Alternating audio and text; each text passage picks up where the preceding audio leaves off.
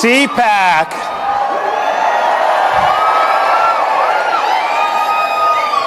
Let me welcome you to the freest state in these United States.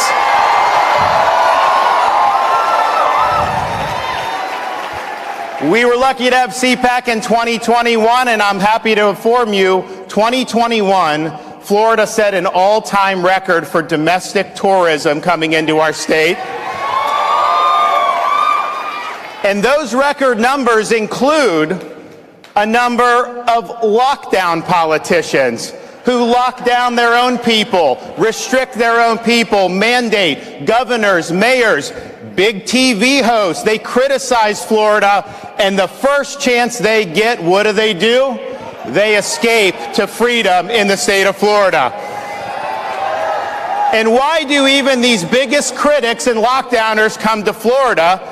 Well, I think it's simple. From the very beginning, we refused to let this state descend into some type of Faucian dystopia where people's freedoms are curtailed and their livelihoods are destroyed. We protected people's rights. We protected people's jobs. We protected small businesses, and we made sure that every kid in the state of Florida had an opportunity to go to school in person 5 days a week.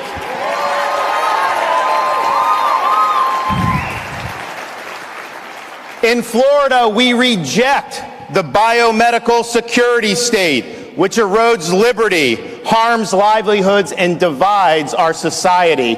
And we not only reject it if it's government, we have done things like ban vaccine passports and mandates. Because it's unacceptable to simply subcontract out Fauciism to big companies. So we've stood for freedom across the board, and the result has been Florida has defeated Fauciism. Freedom has prevailed in the Sunshine State.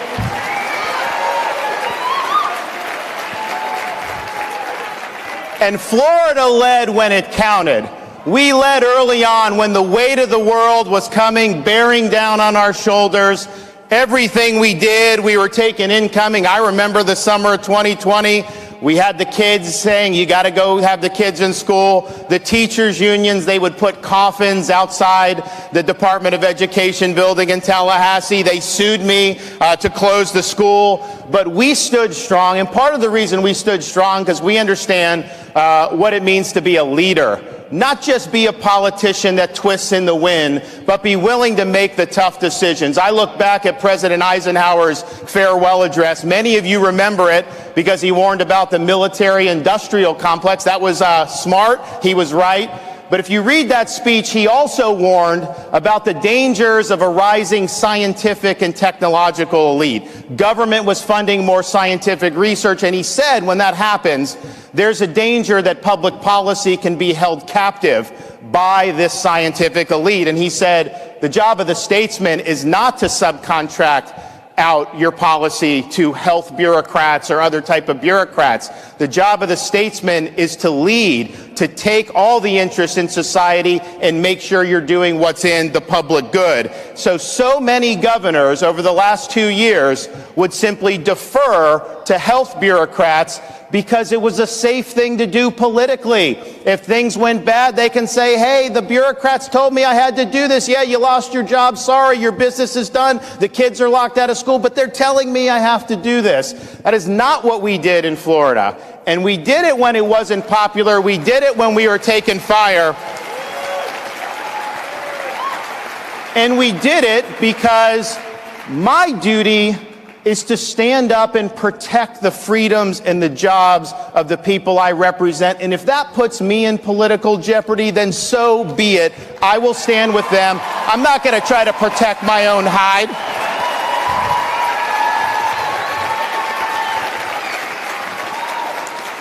And I really believe, had Florida not led the way, this country could look like Canada or Australia.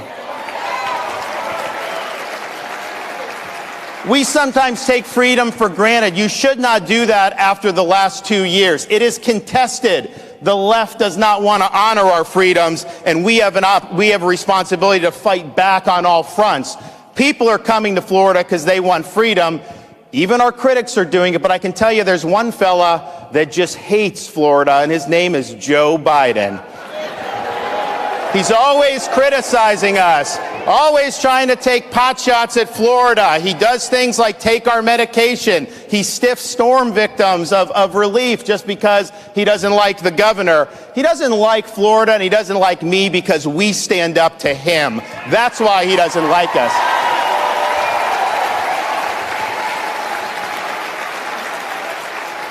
Last year, we called a special session to protect every Florida job from Biden's vax mandates, and we succeeded. We've sent people to the Texas border and are suing Biden over his catch and release policy because he is not following the Constitution by letting our borders be overrun.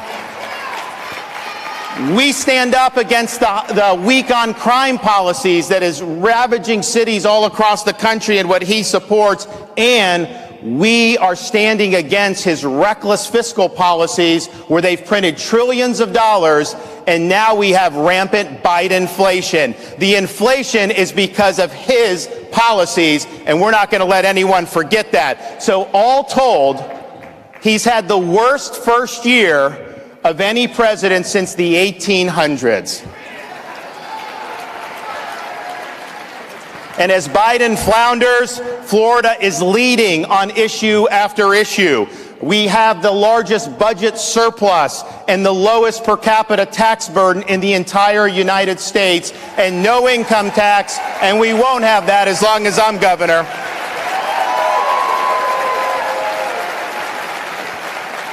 When I became governor, Florida had the most liberal state Supreme Court in the country. I've replaced 3 liberal justices with conservative justices. We now have the most conservative Supreme Court in the country.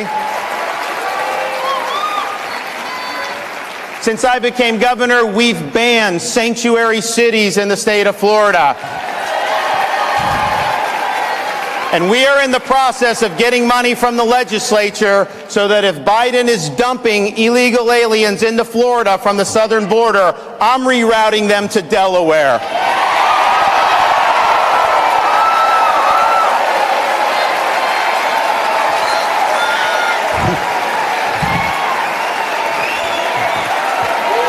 We'll do some in D.C. and Hollywood as well.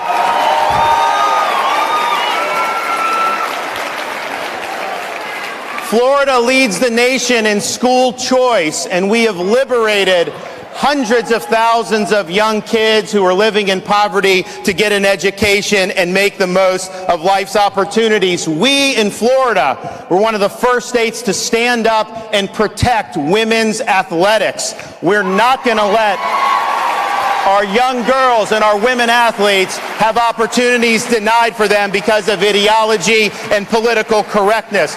We were the first big state to legislate against big tech censorship because they want to silence us, they want to deplatform us, and we cannot have a free society if most of the speech in this country is controlled by a handful of left-wing oligarchs in Silicon Valley.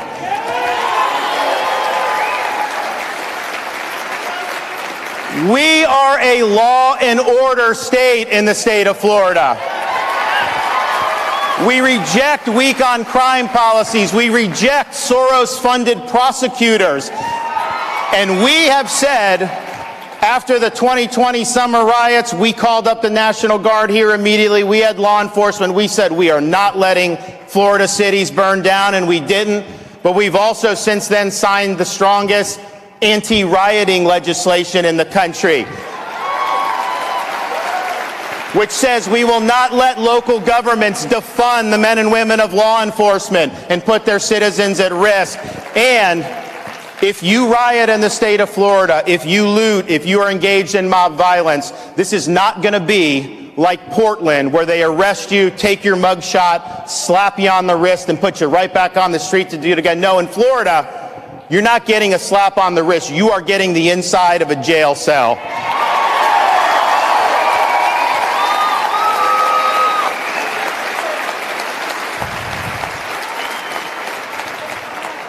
Because we will not spend taxpayer money to teach our kids to hate our country or to hate each other, we have banned CRT in K through 12 education.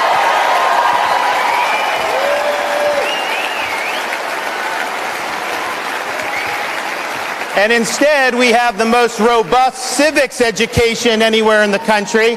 We're going to have citizenship exams for graduating seniors, and we're giving teachers the opportunity to go through a civics boot camp and get a $3,000 bonus. Yes, we're against CRT, but what are we for? I'm for the Constitution. I'm for the Bill of Rights, and we need to have our young people understand what that means.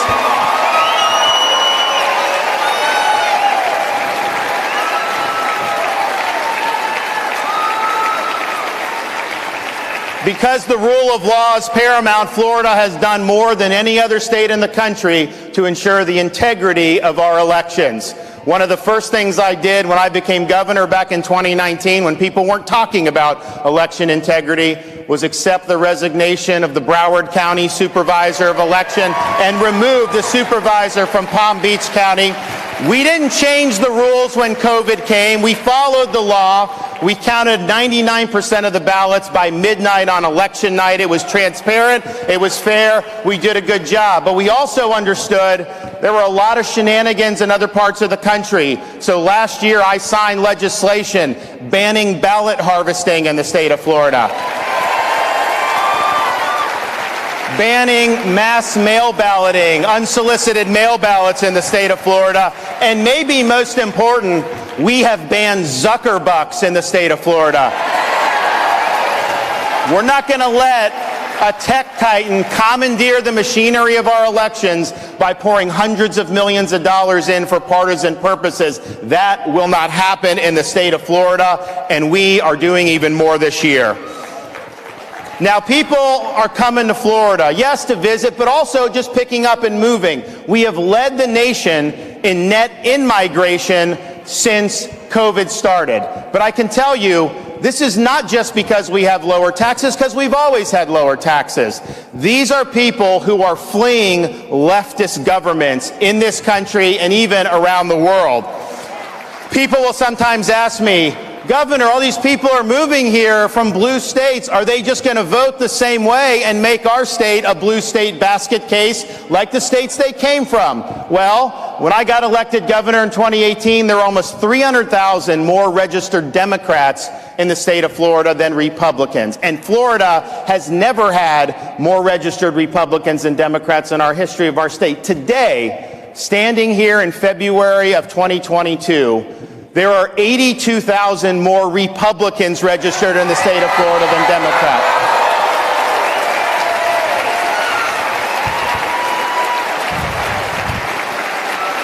And it's not just people coming from blue states. There are people that look to Florida as the citadel of freedom who are chafing under authoritarian rule all across the world. I recently got a letter from Samuel from Australia, and he said, quote, "There isn't much hope right now here, and many of us are fearful of what our leaders have in store for us. I look to you in your great state of Florida for hope during this dark time. Thank you for standing up for us." And we have done that. Canadians are writing in, Australia, Europe, you name it. And I think they understand what the stakes are, and they look to us of what protecting freedoms a lot means. And I think about what the left's trying to do. I got into politics about 10 years ago. I ran for Congress. I had never been involved. And my mission was largely to stop Barack Obama, who was president at the time. I even wrote a book, which was read by about a dozen people, that talked about some of the problems, how it was not consistent with the values that the country was founded on. And I stand by that. Those were good fights, important fights.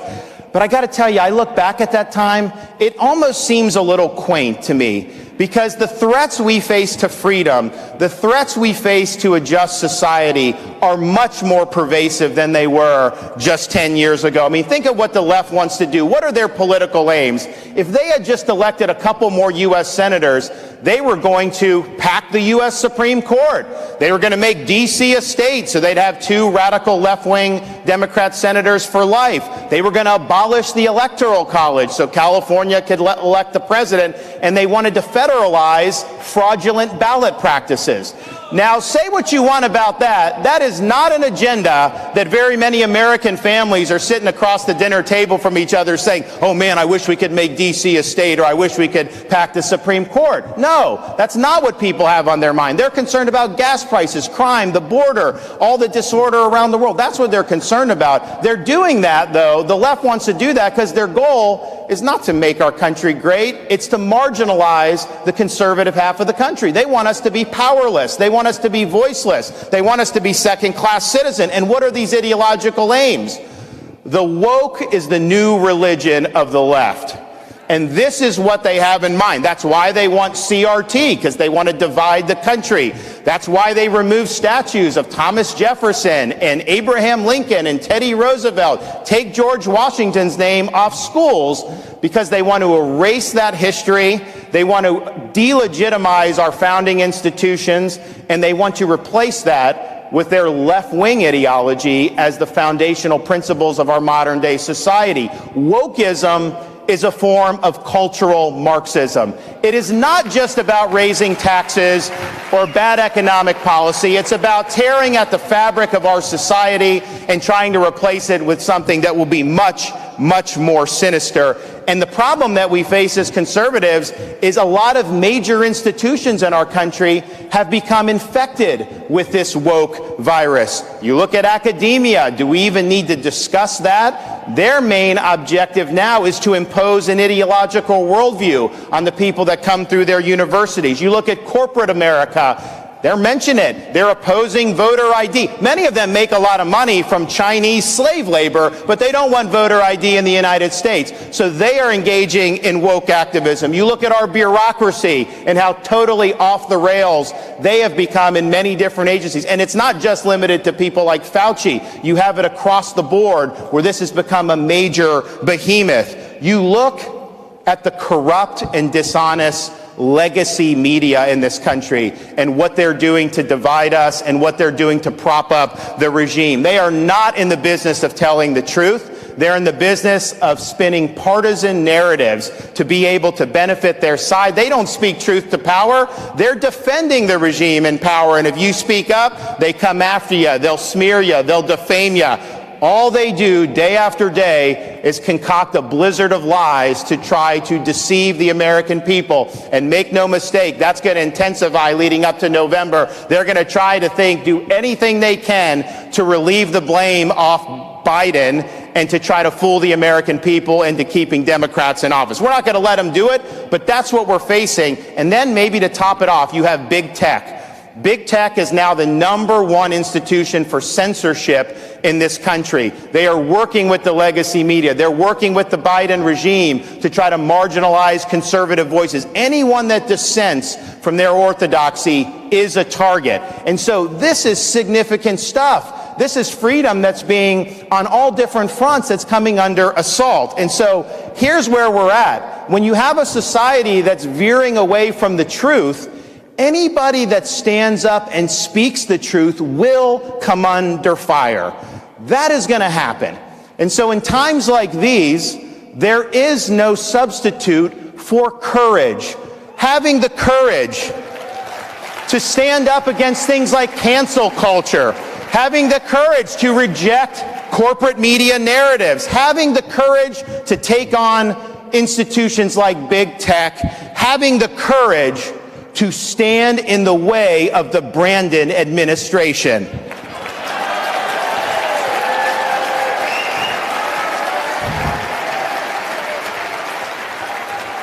So we have an opportunity to make 2022 the year that America fought back. We're going to lead the charge here in Florida, but we need people all over the country to be willing to put on that full armor of God, to stand firm against the left schemes, You'll be met with flaming arrows, but the shield of faith will stop them. You will emerge victorious. And so I can tell you this, in Florida, we will be standing our ground. We'll be holding that line. We are not going to back down. We've accomplished more in this state than anyone thought possible, but I can tell you this, we have only begun to fight. Thank you all. God bless you. Appreciate you.